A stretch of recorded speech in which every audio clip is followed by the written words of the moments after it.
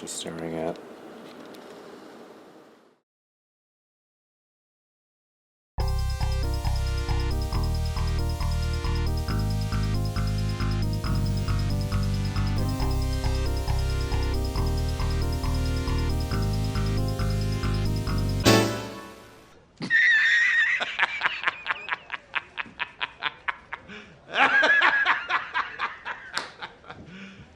You serious?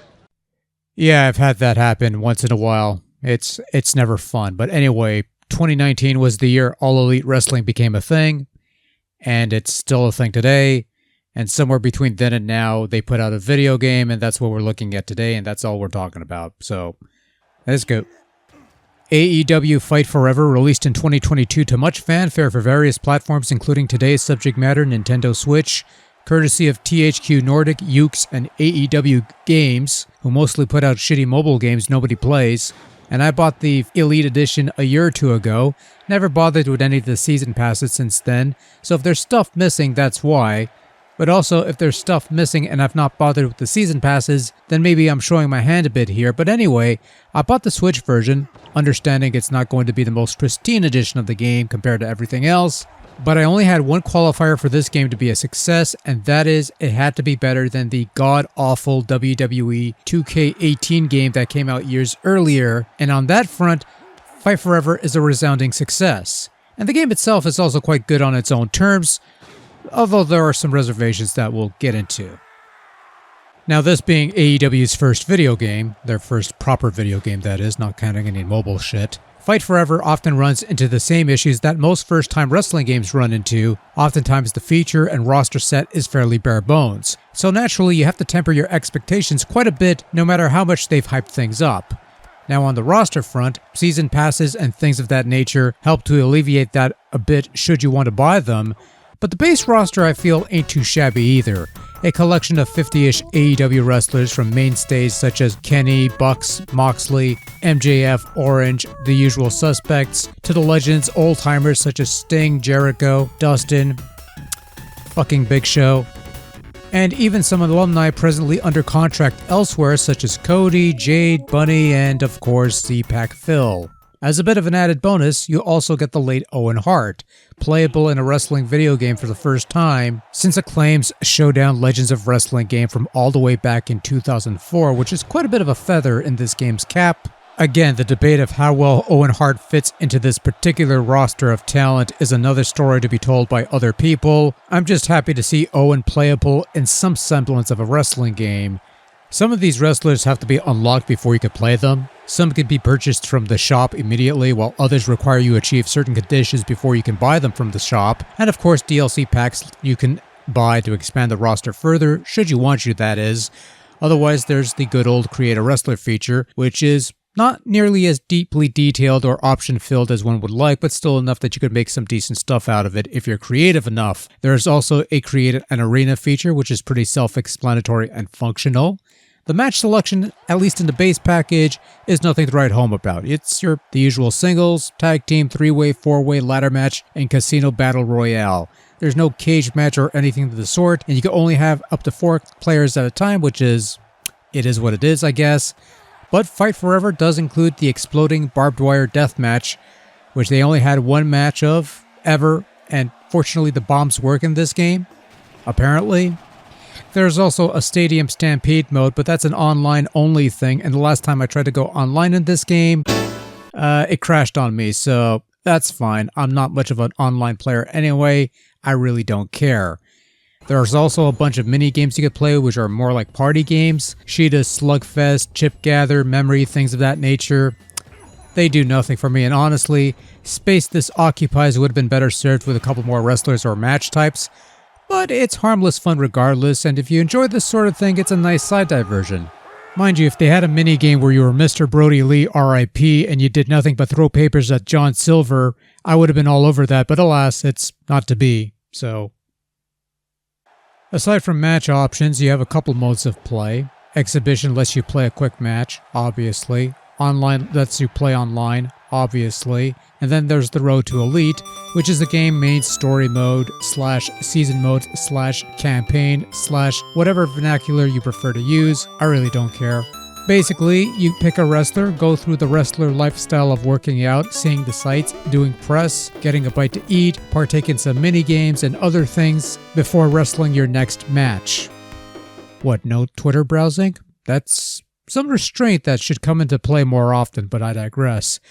These side bits are worth doing because they can affect your various attributes, such as boosting morale for higher momentum starts, maintaining a high energy level to prevent injuries during matches or workouts or phone browsing, earning cash to spend on power-ups and souvenirs, and gaining skill points to boost your wrestler's overall performance, as well as attaining additional passive and active skills.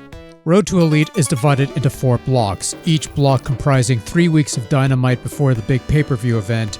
Because see, back in the day, AEW only had 4 pay-per-view events on a quarterly basis, and that made them big deals compared to... Anyway, once you've completed all 4 blocks, the story ends and you are officially All Elite, or something.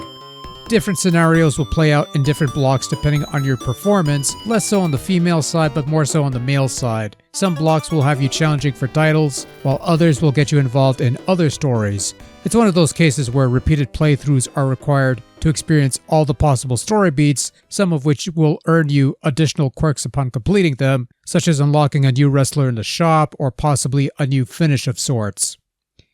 Now with all that said, how does the game actually play? It plays fine. Just fine. Fight Forever opts for a more faster-paced arcade style of play rather than attempting any semblance of sim-based action, which proves to be the wiser course of action and makes for a generally more enjoyable game. The general style of play is based on the old Aki games that graced the N64, such as Virtual Pro Wrestling, No Mercy, and that's no accident because they got the executive producer who worked on those games originally. I forget the guy's name, but he's part of the people behind this game, and it works out more or less the same as those games. You have a spirit meter of sorts that you build up by performing moves, playing to the crowd, that sort of thing. Eventually, your meter is filled to the point where you can pull off a signature move and eventually a finisher, which you have to hit before the meter empties out again and you have to build it up all over again. The game also takes limb damage into consideration. You could suffer injuries at certain points that makes you susceptible to further damage. There's occasional bleeding and burn marks for exploding things and such. And of course, because it's required by every wrestling video game these days, your matches are rated afterwards. And then everyone can bitch about the rating on Twitter and accuse people of being on the AEW payroll or some stupid shit like that. Wait, that's not on there? Oh, okay. That's incredible restraint, but... yeah, alright. Control in Fight Forever is fairly responsive and relatively easy to pick up and play, especially if you've played a bunch of these wrestling games in the past. There's a move list that helps you with some basic commands and also gives you a rundown of what you have available to you attack-wise. And when starting a fresh new game, you'll gain occasional pop-up tutorials briefing you on certain mechanics. But gameplay in general is somewhat fluid and uncomplicated. There are no mini-games or quick-time events required to do certain actions like kicking out of pinfall attempts. Those are done with simple button mashing or timed inputs. Now, visually speaking, it's no secret that the Switch version is naturally going to be the less pretty version of what's on other platforms. And since I don't have the other versions to compare this to, I'm just going to go with what I see before me. Anyway, the game has abbreviated entrances. You'll see wrestlers come out, they're announced, they pose, they show off all their belts, which is rather nice actually, and we move on to the next thing. So I don't mind this, entrances tend to be too drawn out for my tastes these days, but for those wanting the full entrances and the spectacle and such, this is going to be a bit of a letdown, but whatever. This is supposed to be a throwback, and maybe they threw a bit too back. Or something, maybe not, I don't know. Anyway, Fight Forever opts for a less realistic, more plasticky approach with its graphics. You don't have the hyper-realistic, in theory at least, look of the WWE 2K games. But the wrestlers do somewhat resemble their real-life counterparts in terms of physical appearance, costumes, things of that nature. If you're familiar with the talent in question, you could pretty much identify them by looking at them. That's not much of an issue.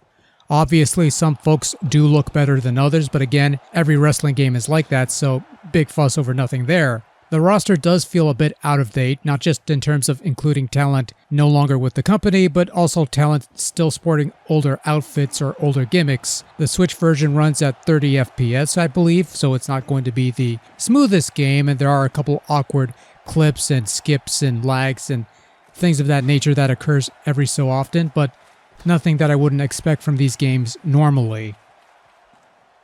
Sound-wise, it's okay. You don't have any running commentary during matches, only music that plays if that's enabled.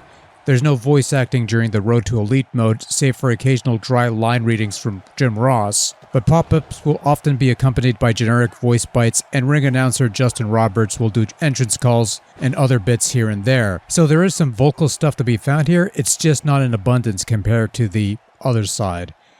Wrestlers do have somewhat unique sounding grunts here and there, which is a detail that you probably wouldn't have noticed if you weren't paying attention, but it's a nice added depth to the package. Music comprises a combination of licensed and in-house AEW entrance themes, with some wrestlers still retaining their old themes as opposed to their current ones, again owing to the outdated base roster. One thing I do appreciate though is that there is a streamer mode that you could enable, which disables any and all audio-video components that may cause content creators with some issues in regards to certain bits and bob that might interfere with content ID and things of that nature. It's a nice feature for the sake of capturing video, though playing the Road to Elite in this mode disables all the historical clips that pop up when you play, and you get this screen instead, which...